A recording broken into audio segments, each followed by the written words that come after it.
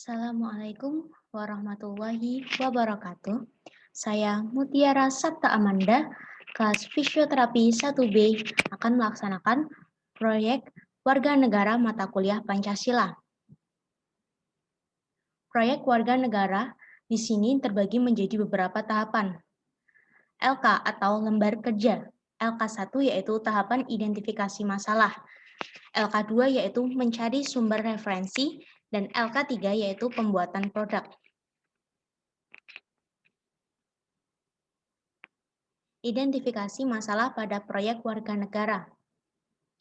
Identifikasi masalah di sini saya membagi menjadi 5 bagian, yaitu identifikasi masalah yang pertama, meningkatnya persebaran COVID-19 akibat kurangnya kesadaran akan protokol kesehatan. Yang kedua yaitu nyeri pada nyeri yang terjadi pada orang dengan usia lebih dari 40 tahun. Yang ketiga yaitu gaya hidup tidak sehat yang menjadikan penyakit diabetes mellitus. Yang keempat yaitu gaya hidup tidak sehat yang menjadikan penyakit hipertensi. Dan yang terakhir yaitu meningkatnya berat badan akibat kurangnya aktivitas di era pandemik. Topik yang saya pilih pada proyek warga negara ini yaitu nyeri pada nyeri yang terjadi pada orang dengan usia lebih dari 40 tahun. Relevansi topik dengan bidang studi yang saya ambil yaitu saya berusaha memberikan edukasi dan contoh exercise untuk mengurangi nyeri pada nyeri. Relevansi topik dengan mata kuliah Pancasila yaitu suatu bentuk kepedulian saya terhadap masyarakat yang mengalami nyeri pada nyeri sesuai dengan sila kedua Pancasila. Yang terakhir yaitu jenis produk. Jenis produk yang saya ambil pada kali ini yaitu artikel. Di sini saya akan menjelaskan mengenai suatu penyakit yang salah satu tanda dan gejalanya yaitu nyeri pada nyeri yaitu osteoartritis knee. Sumber referensi pada proyek warga negara kali ini saya mengambil dari yang pertama yaitu artikel atau jurnal milik Ibu Sri Hartuti 2018 hubungan obesitas dengan nyeri persendian lutut pada lansia. Pada lanjut usia, tubuh akan mengalami penurunan pada sistem muskuloskeletal yang ditandai dengan adanya nyeri dan melemahkan fungsi otot persendian khususnya di sendi lutut. Yang kedua yaitu Teresia Titin Marlina 2018 efektivitas latihan lutut terhadap penurunan intensitas nyeri pasien osteoartritis lutut di Yogyakarta. Latihan lutut secara statistik mampu menurunkan intensitas nyeri pada pasien osteoartritis.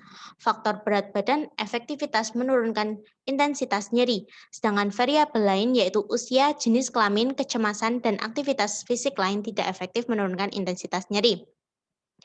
Yang kedua yaitu media online, seperti Alomedica, Liputan 6, Kompas, dan Alodokter. Yang pertama yaitu pencegahan dilakukan dengan modifikasi gaya hidup, olahraga, penurunan berat badan, dan diet rendah kalori.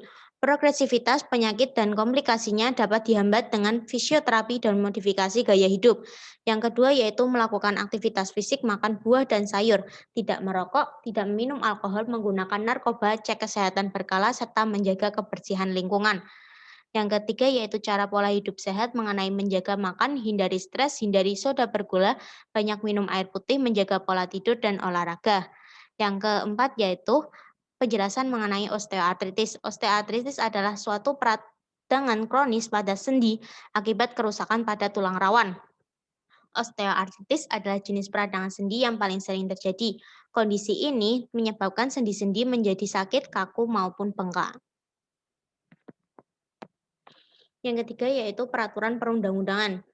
Undang-Undang Nomor 36 Tahun 2009 tentang Kesehatan, di mana memelihara dan meningkatkan derajat kesehatan masyarakat yang setinggi-tingginya dilaksanakan berdasarkan prinsip non-diskriminatif, partisipatif, dan berkelanjutan dalam rangka pembentukan sumber daya manusia Indonesia, serta peningkatan ketahanan dan daya saing bangsa bagi pembangunan nasional. Sumber lainnya saya dapatkan dari webinar yang saya ikuti, yaitu mengenai tindakan preventif yang dilakukan, yaitu dengan penurunan berat badan, latihan terapeutik, dan edukasi terhadap pasien osteoartritis. Program latihan untuk kondisi osteoartritis knee. Deskripsi pembuatan produk proyek warga negara. Di sini saya mengambil produk dalam bentuk artikel.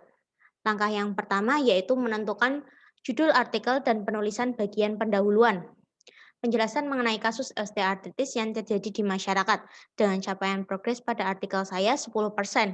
Langkah yang kedua yaitu penulisan bagian isi yang pertama. Keterkaitan fisioterapi dan kaitannya dengan Pancasila beserta undang-undang dengan capaian progres 30%. Langkah yang ketiga yaitu penulisan bagian isi yang kedua. Penjelasan mengenai kasus osteoartritis dan tingkatannya dan capaian progres 50%. Langkah keempat, penulisan bagian isi yang ketiga.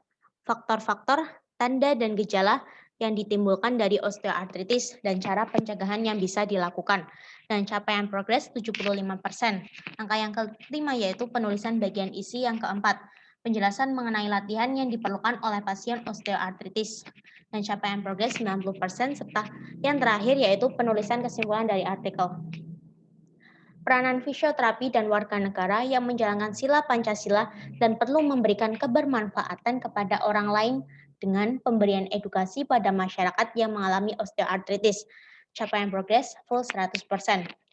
Kali ini saya memilih untuk mengambil artikel karena saya ingin menjelaskan bagaimana dan apa itu osteoartritis, serta saya ingin memberikan edukasi kepada masyarakat apa saja tanda dan gejala dan hal apa yang bisa kita berikan atau kita lakukan untuk mencegah terjadinya osteoartritis serta peran saya sebagai fisioterapi yaitu memberikan suatu exercise atau latihan.